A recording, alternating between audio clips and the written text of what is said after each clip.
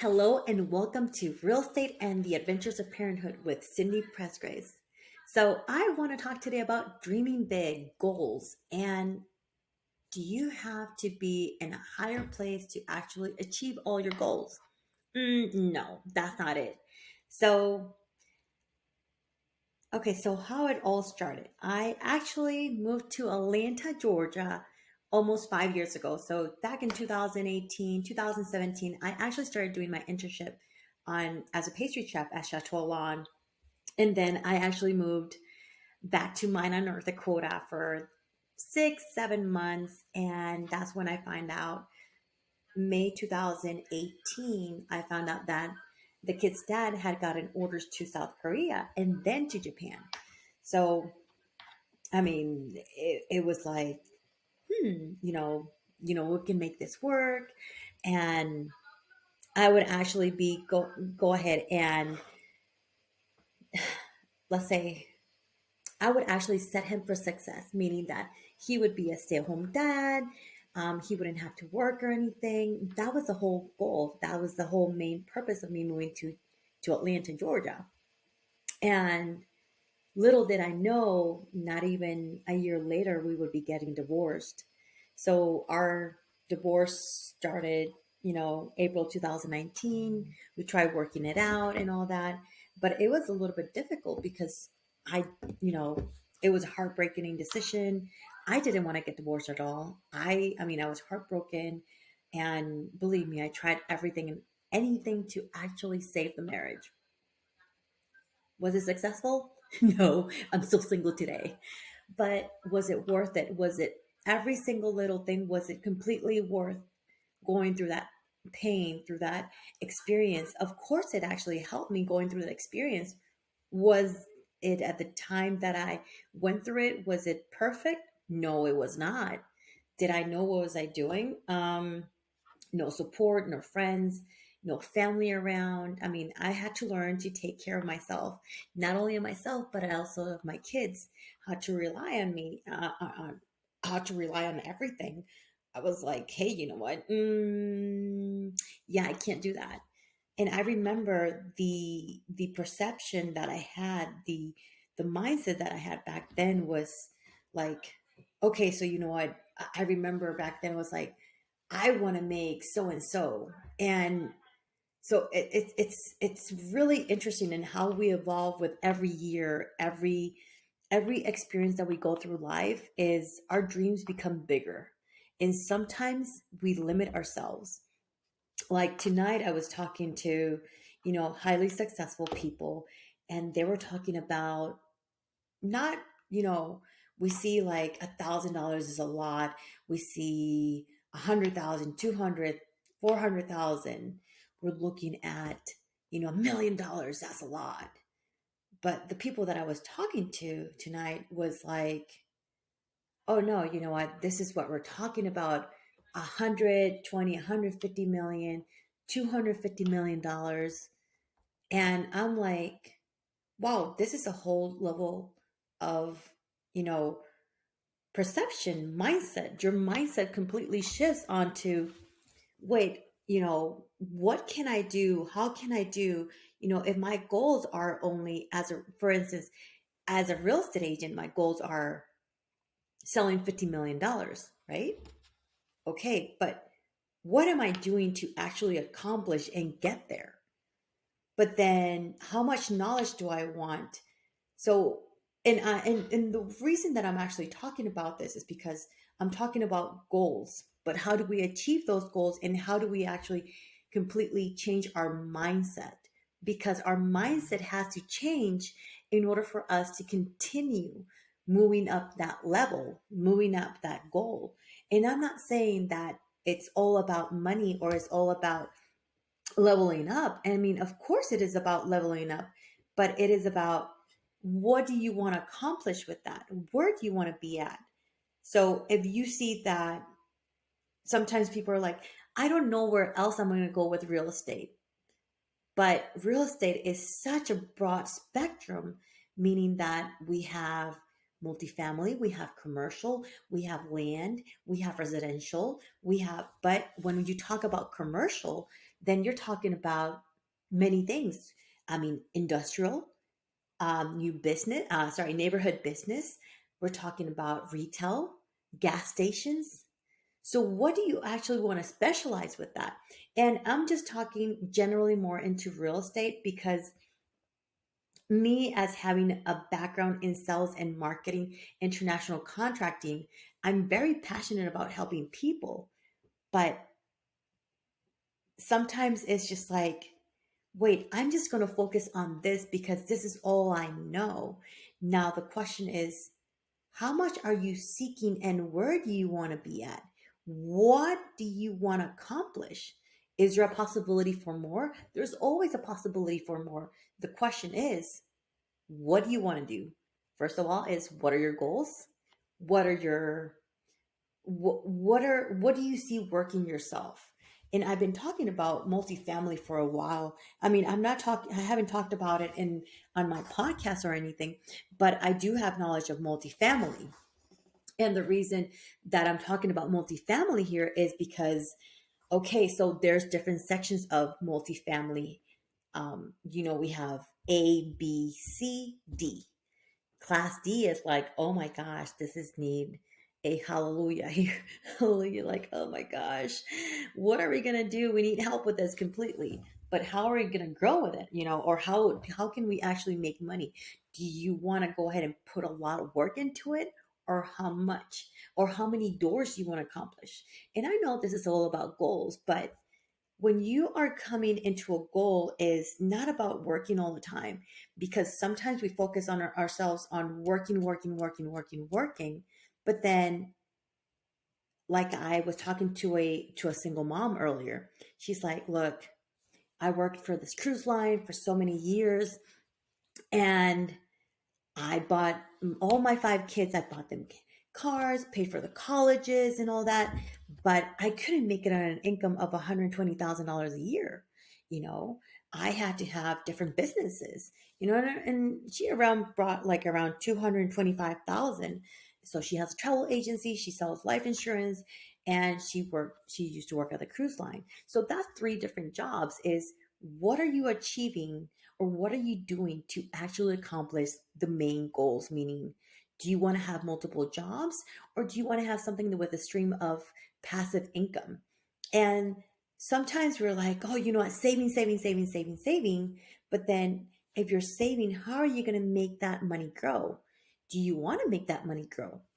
And sometimes, you know what? It's like I was listening to Jay Shetty this morning.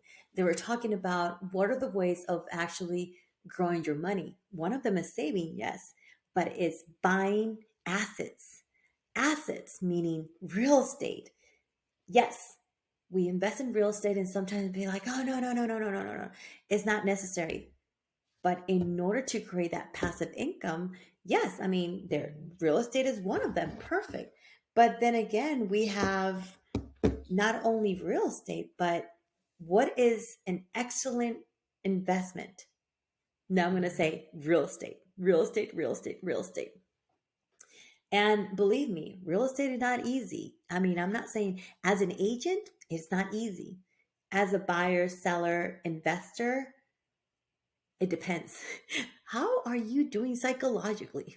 Meaning, as to, hmm, I mean, it can take a toll on you, but are you ready to go through that emotional roller coaster? So now, if you are going to invest into a short term, long term um, investment, it's a totally different story. But then when you get into commercial, that's a totally different story. But then again, if you are doing multifamily, meaning, multifamily, that could be 2 units and up. What are you doing? Do you want that freedom? But then again, do you want to take that responsibility of managing it? Would you manage it? So if you want to have passive income and you don't want to work that hard, I always say your goals are always achievable, meaning that yes, we are going to have to put some sweat and work on it, but it's going to depend on how you want to start. You got to start somewhere completely. And they say like, hey, you know what? In my case, if I were younger and my experience was to buy a house, you know what I would be buying? A duplex or a triplex. In that way, I could use those two units to pay for mine. And not only that, but if I had a triplex or a duplex, one of those units is going to be paying for my mortgage. But then I would have actually that extra income that I can actually use to actually buy another duplex or a triplex or a quadruplex. So then that's how you continue going up and leveling up. So now, if you had a duplex or a triplex or a quadruplex, that's actually considered multifamily. Yes, they're small, but did you know that there's a DSCR loan? And with that, you can actually, if you had that property, then you can actually, I mean, there's so many ways of actually becoming an investor. Now, the question is, are you ready for it? Are you ready to make that move? Because sometimes it is scary. Like when you're actually buying your first house, buying your first house is a little bit scary because I went through it last year and I was like, should I? Shouldn't I? Should I just move forward? Should I not? I mean, it's a completely roller coaster of events. And sometimes we don't know what to do. Sometimes we get cold feet. It's just like walking down the aisle. Should I marry him? Shouldn't? Is this a good decision? Run! But now it's just like you got to think about what are your goals? Where do you want to be? And how do you see yourself? Is it attainable? Yes, of course. Like I said, my goal is to sell 50 million this year. You see this? I finally got my whiteboard. Is it a little bit broken? Yeah, it is. But I mean, that's a different story. But, anyways, it's if you focus on yourself, you focus on the goals that you want, and you see your goals every day, you're going to achieve them. Is creating discipline. If you don't create discipline and build that discipline and that consistency, how are you expecting to achieve your goals? It's not like, hey, I want to do this, I want to do that, I want to do everything above, but are you putting the effort? What are you doing? Are you making your calls? Are you prospecting? Are you door knocking? Are you making your videos on social media? What are you doing to actually achieve those goals? And some people are like, but I need to look pretty to actually make a video. No. Have you seen me? I wake up and I make videos. And sometimes it's like, okay, let me see.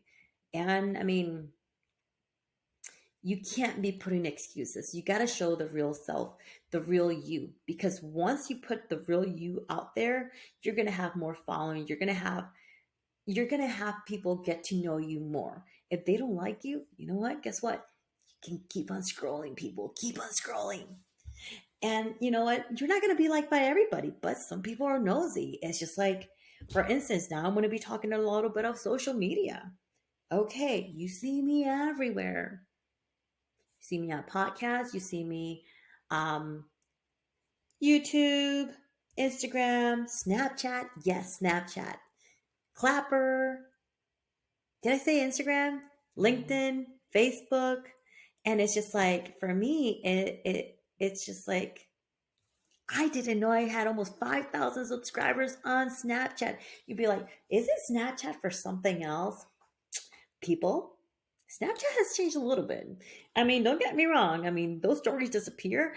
But when it comes to that, people that, in my case, I just went ahead and added everybody that is a quick ad. I'm like, you know what? I'm just going to go ahead and add everybody to a quick ad.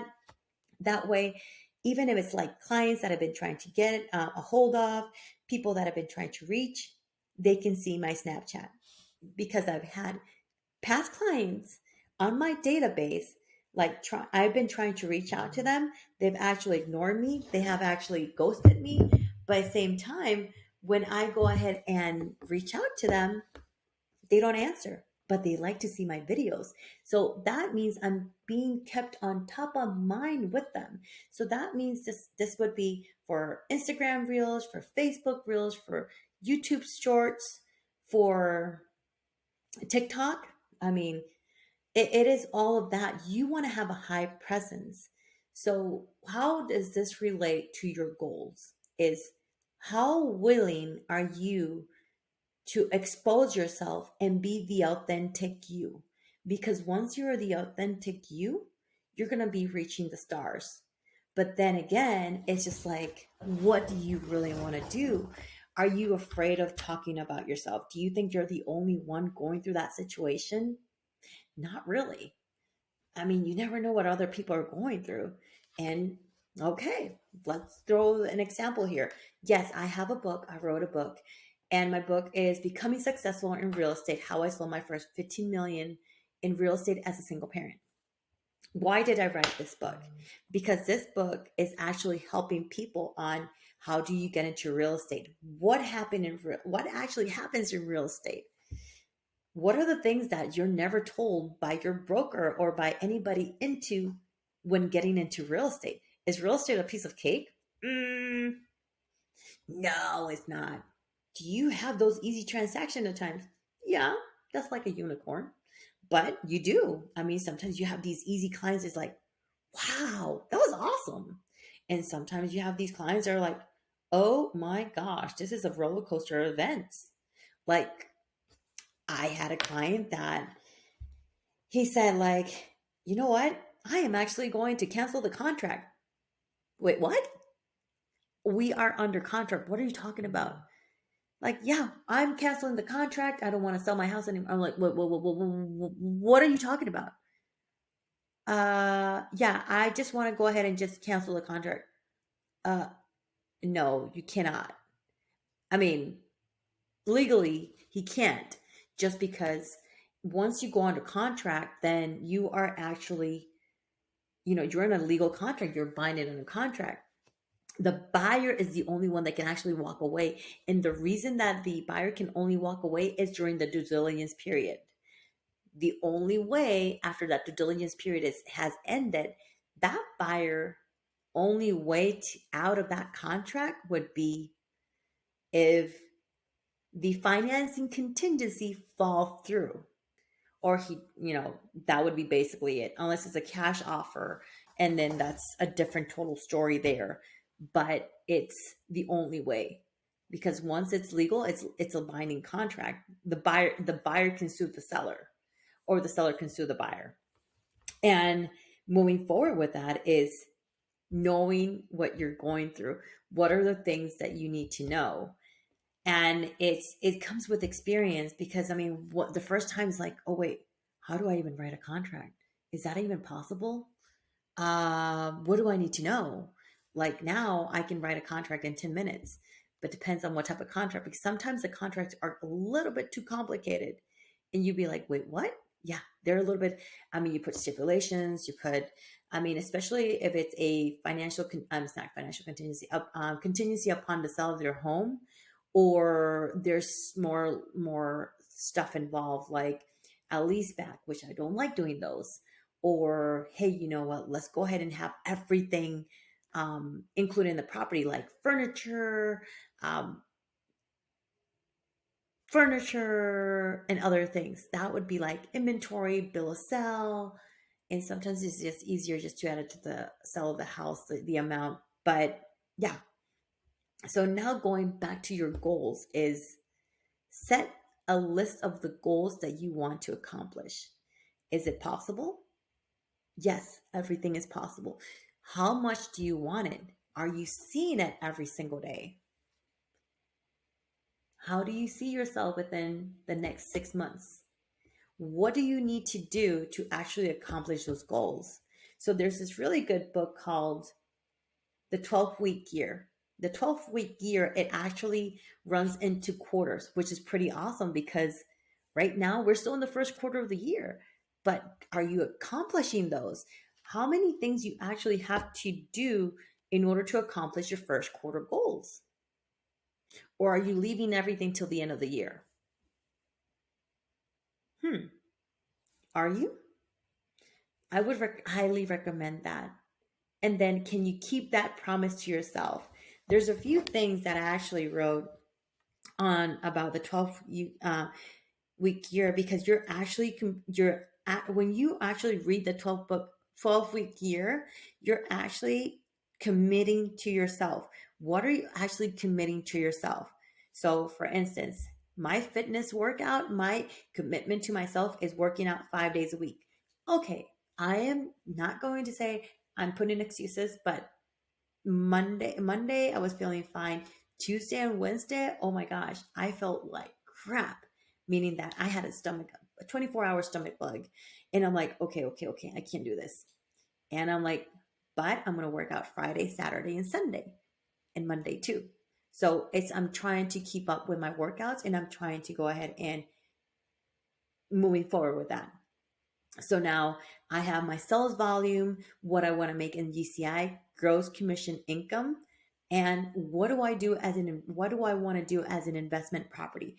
How much investment properties do I want to have? Meaning, am I counting doors, or am I counting investment properties, or am I counting the amount of money that they cost? So there's many things to count on that. So I have this list of things that I really want, and how many listings am I going to go to? And I'm talking more as a real estate agent perspective, but you can actually translate this into different other businesses. Like how many other, um, how many people do I want to reach this year, right? And in that case, is like how many books I want to read.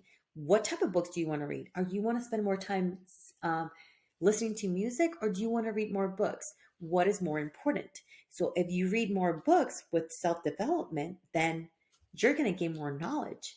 Your mindset and your perspective is going to completely change. It's going to completely shift. So those are the little things that you have to take into consideration.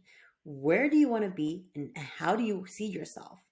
And sometimes it's like, but it's too hard. But you got to start somewhere. Working out 5 times a week, oh, I don't want to do it. I don't want to do that. But if you think about it, is okay, let's start with 4,000 steps on a daily basis for the next 2 weeks. Then we increase 5,000 steps. Then we increase another 1,000 steps, like that. And you gotta take it small, step by step. If you try to take and tackle everything at once, you're not going to accomplish everything. And it's very, very interesting, because sometimes we're like, but I want to become a trillionaire. But how do I get into a trillionaire? I need to start somewhere first, right? What are you passionate about? What brings you to life? What are the things that you're willing to do? And are you really willing to commit to yourself, or are you willing to let yourself down? I'm just going to let you answer that to yourself. How important are those goals? Huh? Did you answer that? Is it really important? Okay, so we're talking about family, health, fitness. Well, health, I mean, it does fall into fitness, personal, business, I mean, do you have things in your bucket list that you want to accomplish? Right? Are those important or not? So if you see things like that, they're important. If you write them down, you can actually say, wow, I am writing these down. This is very important to me. You put them on a piece of paper, you put them in a whiteboard, you see it every day. You see it every day. And that's what matters. That's what's important for you. So I wanted to talk about those goals just because a lot of people have limiting beliefs. And at times it's just like, is it really worth it? I mean, can I really do that? Yes, you can. But if you question yourself and you say, can I really? Is that even possible? Nothing's impossible in this world as long as you put your heart and yourself to it, meaning you work your butt off. Is it easy at the beginning? Of course it won't be. But I know you can. You can accomplish anything you want, and you can move forward. And don't let anything put you down.